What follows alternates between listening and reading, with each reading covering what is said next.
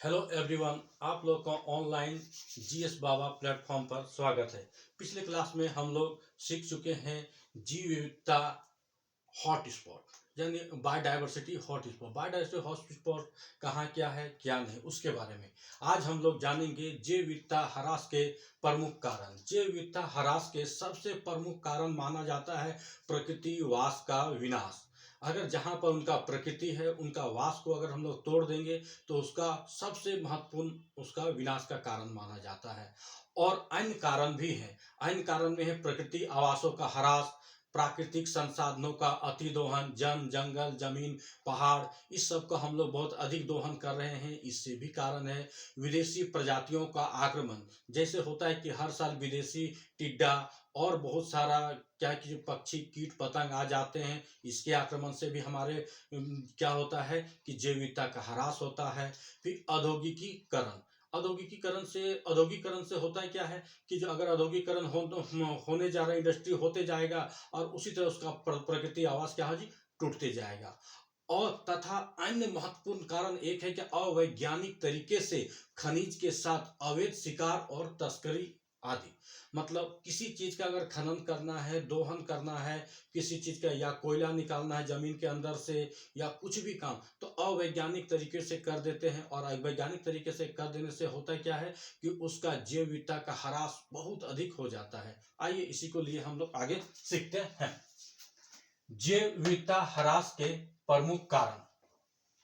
सबसे सर्वाधिक महत्वपूर्ण कारण एग्जाम में आता है सवाल में कि जैव विविधता का सर्वाधिक महत्वपूर्ण कारक क्या है। जैव विविधता के सर्वाधिक महत्वपूर्ण कारण क्या है जी? प्रकृति आवास का विनाश। क्या है जी? प्रकृति आवास का विनाश। इसका बहुत ही महत्वपूर्ण कारण है, कारक है, सर्वाधिक महत्वपूर्ण। अन्य कारण में हम लोग देखते हैं क्या क्या है। प्राकृतिक आवासों का ह्रास, जो जहां पर रहता है उसका ह्रास हो जाना। प्राकृतिक संसाधनों का अतिदोहन है। वन क्षेत्र या वनों की सघनता का कम होना। औद्योगिकरण है। अवैज्ञानिक तरीके से खनन के साथ अवैध शिकार और तस्करी आदि है।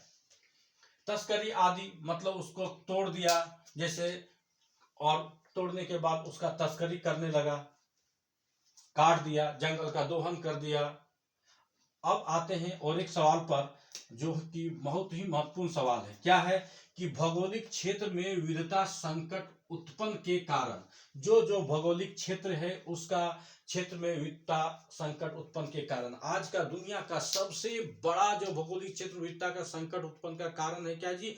ग्लोबल वार्मिंग सबसे बड़ा संकट उत्पन्न है। इससे कैसे निपटना है इसी के बारे में पूरा विश्व लगा हुआ है। सबसे पहला है वैश्विक तापन जिसे कहते हैं, आवास के विखंडन, विदेशी जाति के संक्रमण से संकटापन्न स्थिति में पहुंच सकती है। अगर मतलब विदेशी जाति आ गए संक्रमण से हम लोग संकट स्थिति में उत्पन्न होते हैं।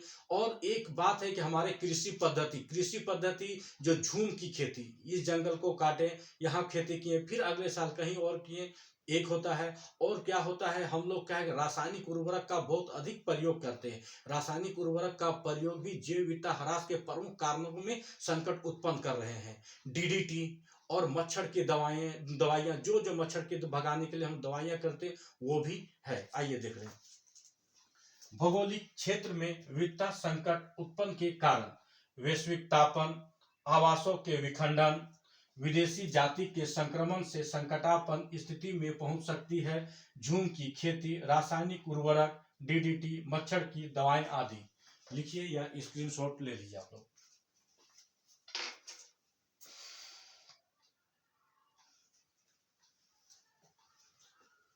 आशा करते हैं आप लोग लिख लिए होंगे या स्क्रीनशॉट ले लिए होंगे। आगे चलते हैं।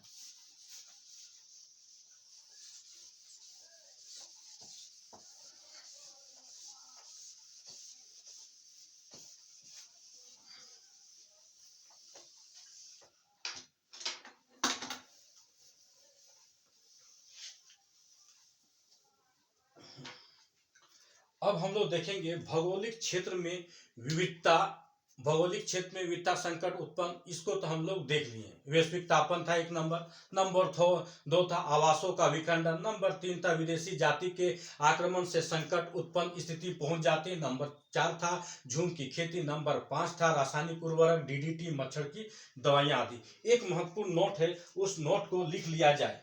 बहुत ही अधिक एग्जाम में ये पूछा जाता है, इसीलिए इसको लिखा जाए। ये नोट क्या है कि जो मान लिया जाए कि जो कहीं कहीं पर बंजर भूमि है, कहीं कहीं पर बंजर भूमि है, वो बंजर भूमि का वनीकरण कर दिया जाए, वन लगा दिया जाए। अब देखते हैं कि जहां जहां बंजर है वहां वहां पर क्या कर दिया जाता है कि सरकार वहां पर वन लगा दिया जाता है। वन लगाने से क्या होता है कि जो जैव विविधता विकास में सहायक होता है। पूछा जाता है कि बंजर की वनीकरण जैव विविधता में सहायक या विकास में सहायक कैसे है, ये सवाल बहुत ही अधिक आता है इसको। तो यानी क्या है, बंजर भूमि का वनीकरण जैव विविधता के विकास में सहायक है, बहुत अधिक पूछा जाता है।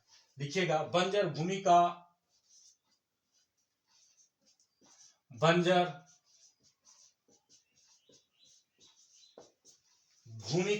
वनीकरण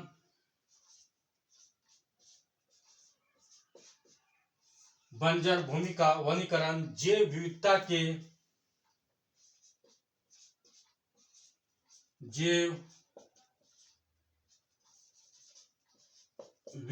के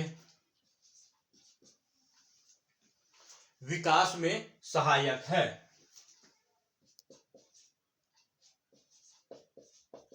विकास में सहायक है। यानी क्या है कि बंजर भूमि का वनीकरण क्या है कि जैव विविधता में सहायक है, वनीकरण। और एक महत्वपूर्ण नोट है, नोट डाल के लिख लीजिएगा, क्या है, तितली के बारे में हम जानते हैं। तितलियां अनियत तापी प्राणी है। अनियत तापी का मतलब होता है कोल्ड ब्लडेड। कोल्ड ब्लडेड मतलब है इसके रहने का कारण क्या है कि कोल्ड ब्लडेड रहेगा, तो इससे रहेगा कहां पर, ये उष्ण एवं गर्म जलवायु वाले क्षेत्र में पाए जाएंगे। क्यों? क्योंकि ये कोल्ड ब्लडेड है, तो पाए कहां जाएंगे, उष्ण एवं गर्म जलवायु वाले क्षेत्र में इसका सर्वश्रेष्ठ स्थान माना जाता है। यही कारण है कि तितलियों की सर्वाधिक प्रजातियां उष्ण कटिबंधीय क्षेत्रों में या देशों में पाई जाती है। लिखिएगा, तितलियां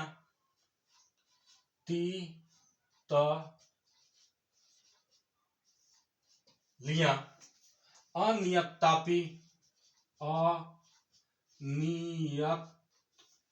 क्या लिखे,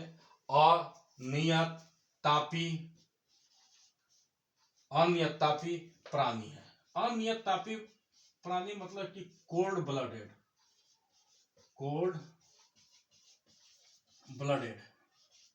क्या लिखिएगा जी, कोल्ड ब्लडेड।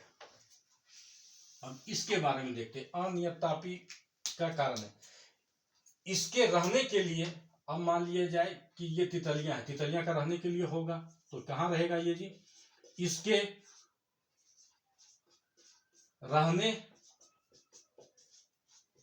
के लिए उष्ण एवं गर्म जलवायु वाला क्षेत्र, इसके रहने के लिए, किसके रहने के लिए, तितलियों के रहने के लिए उष्ण एवं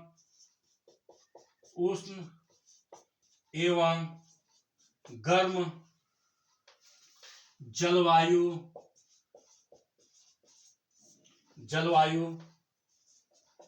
वाला क्षेत्र सर्वाधिक स्थान माना जाता है। सर्वाधिक स्थान माना जाता है।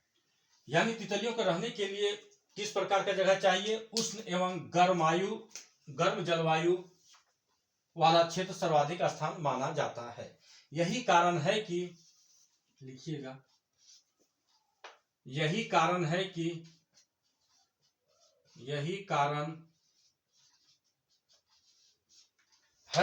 तितलियों की सर्वाधिक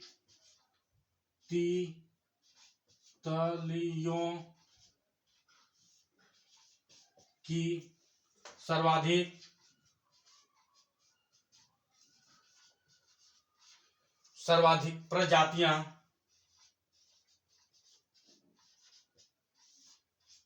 तितलियों की सर्वाधिक प्रजातियां उष्णकटिबंधीय देशों में पाया जाता है। सवाल पूछा जाता है क्या तितलियां सर्वाधिक कहां पाई जाएगी? तितलियां सर्वाधिक कहां पाई जाएगी? कि उष्णकटिबंधीय देशों में पाई जाएगी। कहां पाई जाएगी?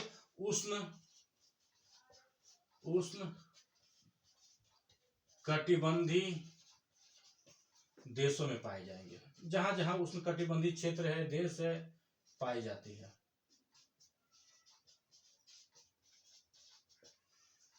हम लोग क्या क्या सीखे हैं कि बंजर भूमि का वनीकरण जैव विविधता के विकास में सहायक है। तितलियां एक किस प्रकार की प्राणी है जी? अनियतापी यानी कोल्ड ब्लडेड है। इसके रहने के लिए उष्ण एवं गर्म जलवायु वाला सर्वाधिक स्थान माना जाता है। इसके रहने के लिए उष्ण एवं गर्म जलवायु वाला क्षेत्र सर्वाधिक स्थान माना जाता है। यही कारण है कि तितलियों की सर्वाधिक प्रजातियां उष्णकटिबंधीय देश में पाई जाती है। हम लोग जो पढ़े हैं आज उसको एक बार रिवीजन कर लेते हैं। क्या क्या सीखे हैं? जैव विविधता ह्रास के प्रमुख कारक। इसके प्रमुख कारक माने जाते हैं, सर्वाधिक प्रमुख कारण प्राकृतिक वास का विनाश, और इसके और अन्य कारण हैं जिसको जानते हैं हम लोग। प्राकृतिक आवासों का ह्रास है, प्राकृतिक संसाधनों का अतिदोहन है, विदेशी प्रजातियों का आक्रमण है, वन क्षेत्र या वनों की सघनता का कम होना, औद्योगिकीकरण और अवैज्ञानिक तरीकों से खनन के साथ अवैध शिकार और तस्करी आदि। भौगोलिक क्षेत्र में विविधता संकट उत्पन्न करने का है ग्लोबल वार्मिंग यानी वैश्विक तापन, आवास का विखंडन, विदेशी जाति का संक्रमण से संकटापन्न स्थिति में पहुंच सकती है, झुम की खेती, रासायनिक उर्वरक, डीडीटी, मच्छर की दवाइयां। अब बंजर भूमि का वनीकरण जैव विविधता के विकास में सहायक है। तितलियां अनियतापी प्राणी है, कोल्ड ब्लडेड है। इसे रहने के लिए सर्वाधिक स्थान और सुरक्षित स्थान माना जाता है उष्ण एवं गर्म जलवायु वाले क्षेत्र। धन्यवाद। आप लोग बने रहें मेरे साथ।